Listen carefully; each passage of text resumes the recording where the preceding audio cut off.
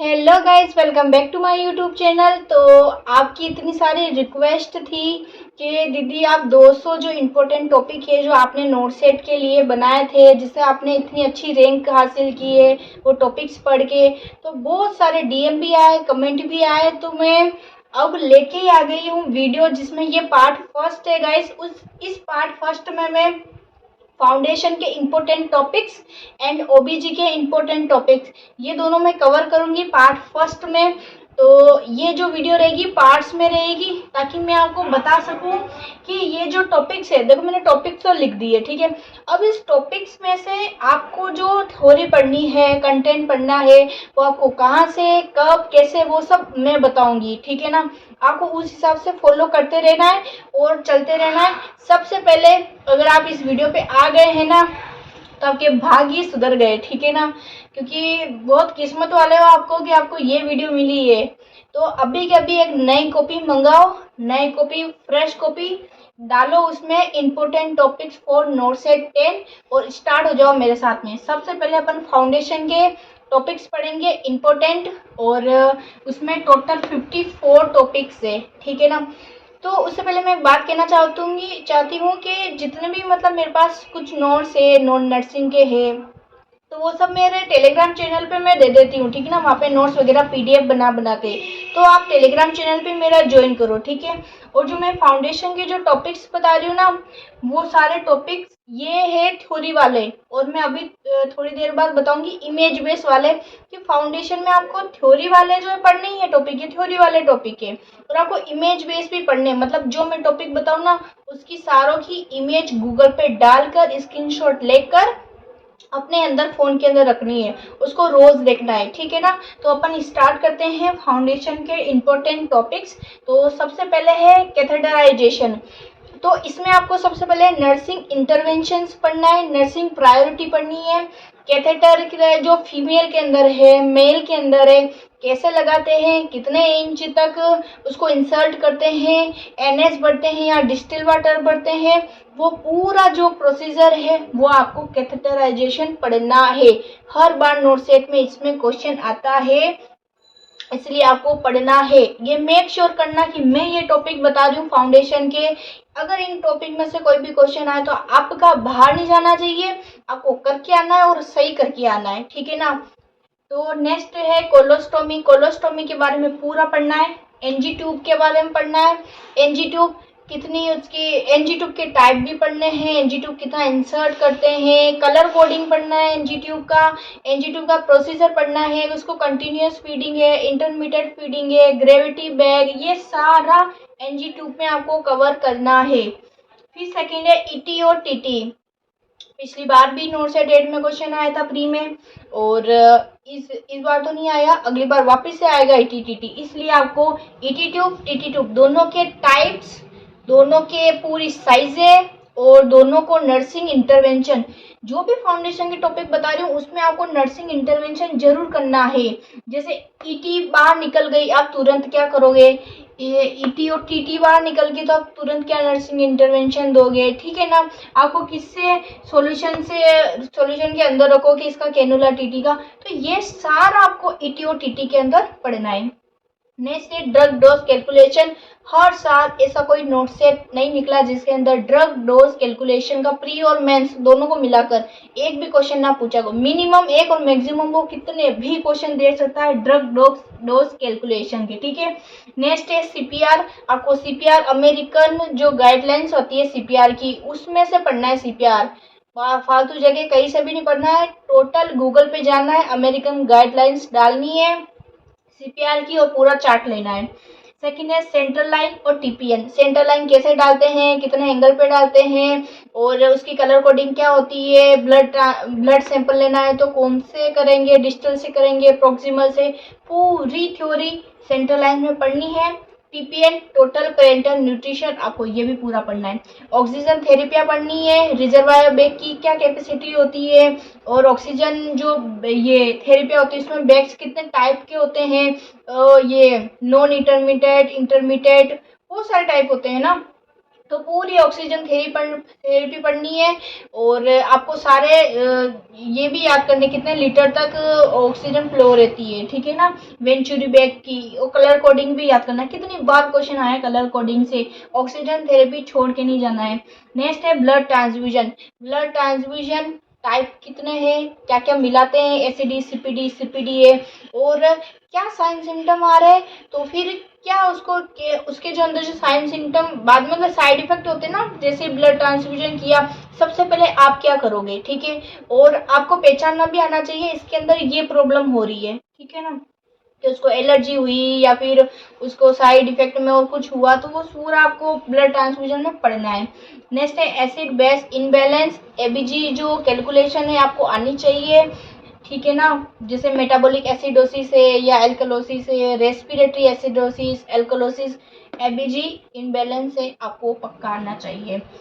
Biomedical waste का management आना चाहिए, कौन सा रेड है, कौन सा येलो, कौन सा किस में डालेंगे, ठीक है। नेक्स्ट है ब्लड। ब्लड के 11 नंबर की, 10 नंबर की, 15 नंबर की, 22 नंबर की, 20 नंबर की, ये बहुत इंपॉर्टेंट है। इन ब्लड के इमेज बेस देखकर आपको ब्लड याद करनी है। सूचर की नोट्स याद करनी है। सूचर की नोट सिर्फ देखनी है आपको, ऐसे सूचर की नोट लगती है तो इसको ऐसा बोलते हैं, ठीक है। नेक्स्ट है आपको chest tube drainage. Chest tube drainage में इस बार भी नोट से 9 मेंस में क्वेश्चन आया था, अगली बार भी आएगा। चेस्ट ट्यूब ड्रेनेज याद करना है। डिसलॉजमेंट है या फिर बीच में से ब्रेक हो गई है तो आप क्या करोगे, नर्सिंग प्रायोरिटी क्या रहेगी वो पढ़ना है। नेक्स्ट है surgical check list. Sign in सीटोसो से याद कर सकते हो, साइन इन, टाइम आउट और साइन आउट, ठीक है। तो सर्जिकल चेक लिस्ट पूरी याद करनी है। लंबार पंचर याद करना है। पिछली बार नोट सेट 8 प्री में भी क्वेश्चन आया था जिसमें सबकी हवा टाइट हो गई थी, लेयर पूछ ली थी। तो लंबार पंचर पूरा याद करना है, क्या पोजीशन देते हैं, ये बाद में कैसे देते हैं, पहले क्या देते हैं, सब कुछ। बेड सोर याद करने हैं, बेड सोर के टाइप वगैरह और कितने स्टेज में होता है, सब कुछ।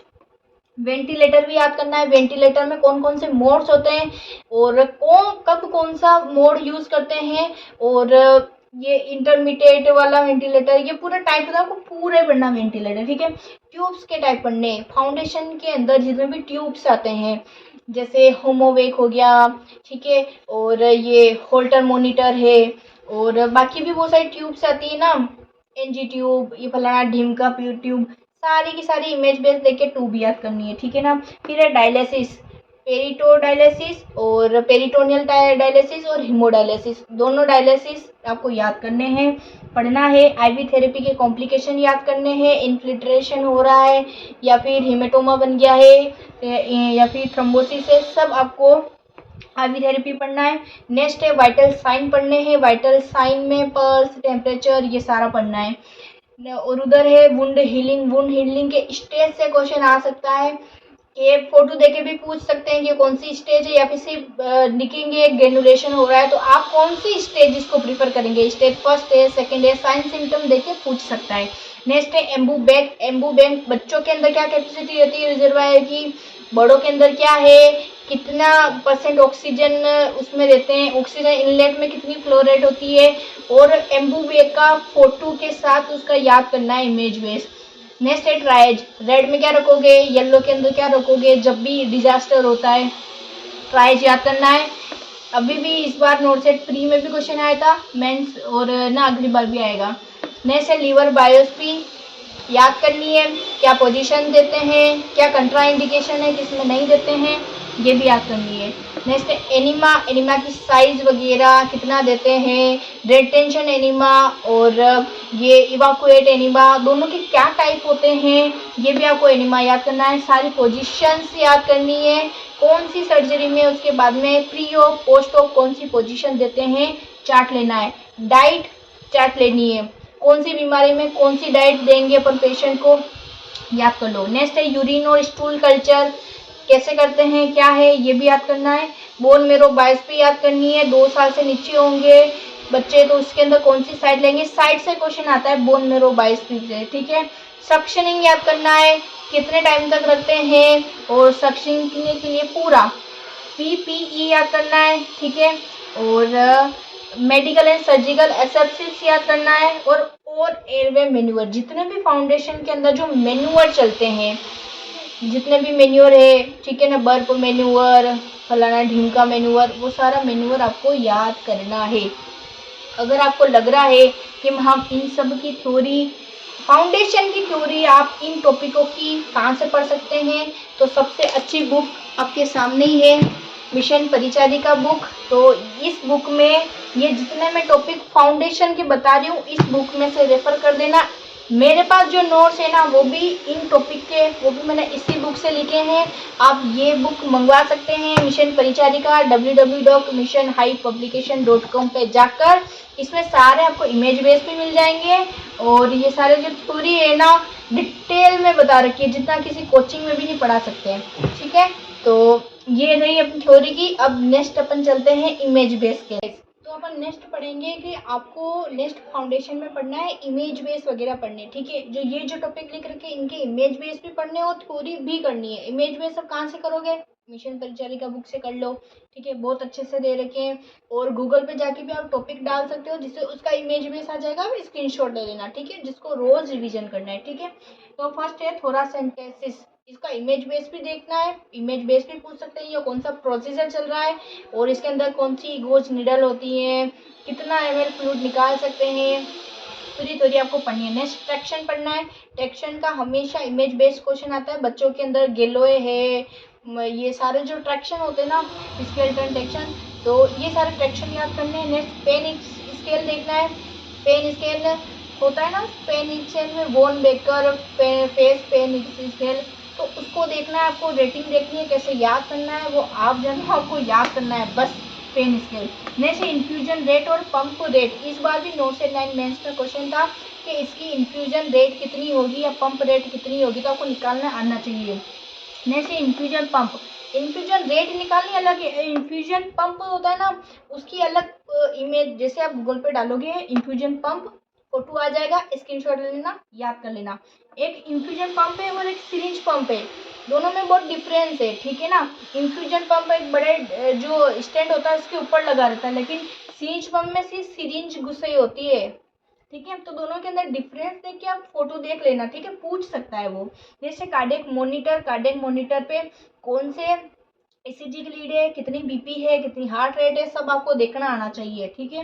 नेक्स्ट लेरिंगोस्कोप मैकिंटोश है और मेलर, ये सारे आपको पता होना चाहिए, क्या बच्चों के अंदर कितने साल से कम यूज करते हैं, सब कुछ, ठीक है। फिर है केप्नोमीटर पता है ना क्या होता है, CO2 जो अपन निकालते हैं ईटीटी में, अपन देखते हैं CO2 का लेवल कितना है, वो केप्नोमीटर से देखते हैं। इसका इमेज बेस भी याद करना है, ठीक है। वेन व्यूअर, जो वेन होती है ना हाथ में, ये क्वेश्चन भी आया हुआ है, वेन होती है, सो वेन को देखने के लिए बाहर से अपने इंस्ट्रूमेंट से देख सकते हैं, तो इसका इमेज बेस पहले आ चुका है, वापस आ सकता है, वेन व्यूअर, पल्स ऑक्सीमीटर। फिर नेक्स्ट है डीवीटी पंप का, और है ऑल इंस्ट्रूमेंट, जितने भी फाउंडेशन में गायनी के अलावा जो फाउंडेशन में या बाकी सर्जरी में जो अपन इंस्ट्रूमेंट यूज करते हैं ना, वो इंस्ट्रूमेंट आपको याद करने हैं, ठीक है।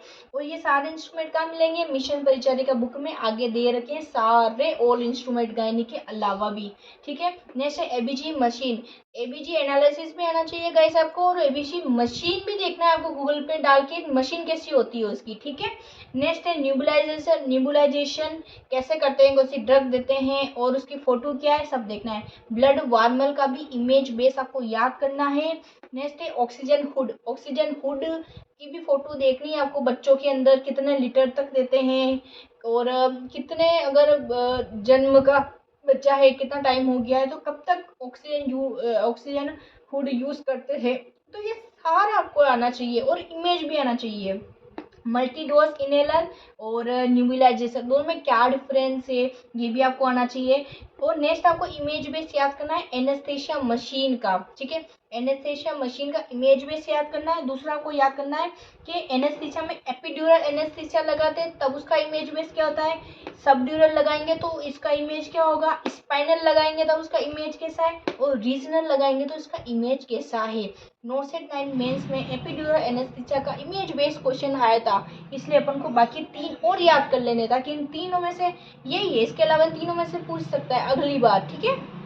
तो आपको इनको भी भाई वापस से इमेज बेस याद करना है।